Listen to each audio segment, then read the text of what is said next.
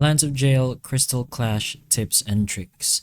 Now, in our little server, unfortunately, the event isn't really ongoing, but we will still be able to shortly explain how you could possibly win more of these. So, as a general explanation, your main priority in Crystal Clash is controlling buildings and collecting the crystal shards, so not just fighting enemy players.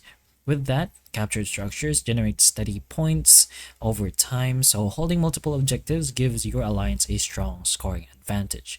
When buildings are attacked or destroyed, they drop crystal shards, so you always grab them immediately because these small pickups can heavily impact the final score. You can move as a group when pushing objectives, since expectedly the opponent should also be doing the same, since in this event only the strongest will be allowed to play in the alliance.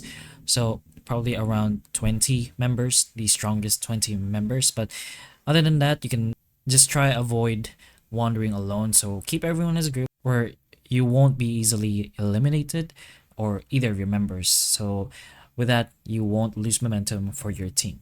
You can improve your win rate, balance offense and defense, assign some members to guard captured while others focus on attacking the high value targets. So pretty much depends on you what kind of gameplay you want, but there's always a best one, and there's always an alliance that is better, not just because they're stronger, but somewhat as a counter for that alliance.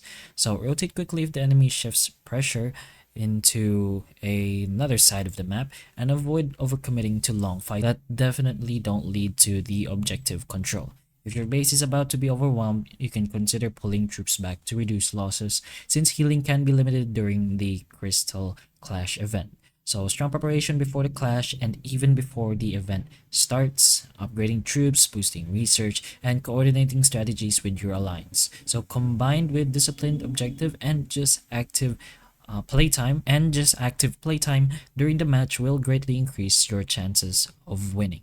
So just always cooperate it with your alliance and you'll see a better or a higher statistic of you winning this event.